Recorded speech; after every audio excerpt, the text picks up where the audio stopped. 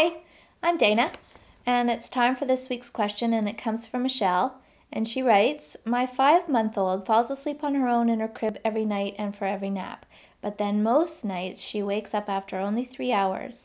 I then put the pacifier back in and she goes to sleep. The problem is that this is happening almost every hour for the rest of the night. Please help.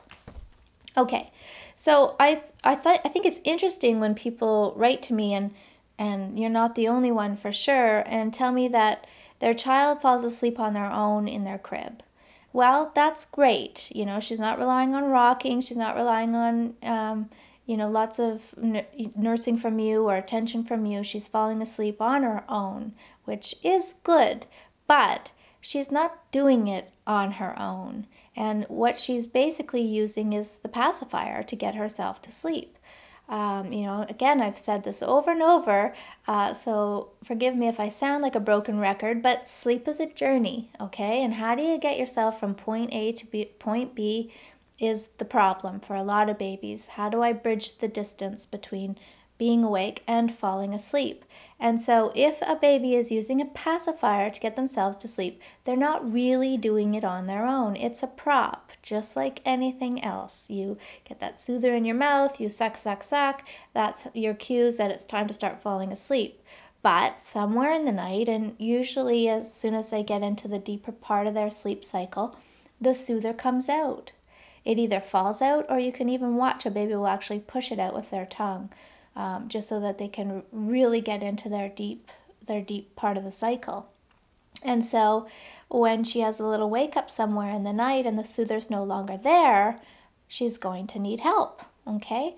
And I've, read things that say just put 5 or 10 soothers in the crib, and maybe when she's flailing around in the dark, she might luckily find one and get it back into her mouth. But I don't know very many babies that actually works for. In fact, I don't even know very many toddlers that works for, because the thought process that has to go on in the night when, you're half asleep and you want your prop, but you can't find it, and if I just pat around, I'll find one, and then I got to get it into my mouth, and it has to be the right direction. That's a lot of things that have to happen just right, or else that soother's not going to make it. And most babies don't, as soon as they wake up enough and realize it's not there, they're just crying. If they can sit up, they sit up. If they can stand, they stand. And they're upset, and they're not happy to be awake. It's the middle of the night. So you need to come in and solve the problem by putting that pacifier back in.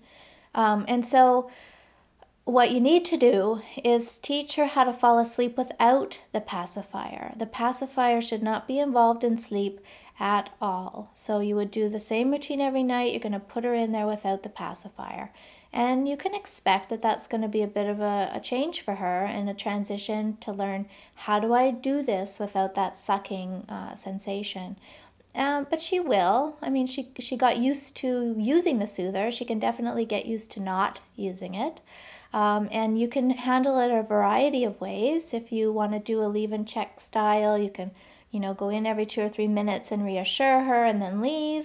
Or you can stay and follow the stay in the room method, just to be supportive to her, that you realize that this is a transition, and it's not going to be easy at first, and you're there to be supportive. But you can't, learning the skill of sleeping is a skill that only I can learn. You can't do it for me. So you have to keep that in mind as you begin this. The good news is that once she figures out how to do this without the soother, the night wakings are going to stop. Okay? They won't stop instantly, but they definitely will follow. And pretty soon you'll have a peaceful night where she's sleeping 11 or 12 hours without any need for assistance from you. So I do think that this is the perfect time and the perfect age for you to go ahead and take this step. You don't have to get rid of pacifiers altogether. If you want to use it when you're in the car or in the grocery store, or just to buy yourself a few minutes while you get dinner on, then use it. But it shouldn't be involved in a child's strategy for sleep. Okay? Good sleeping children are prop free. So that's your goal. All right? Thanks for your question. Sleep well.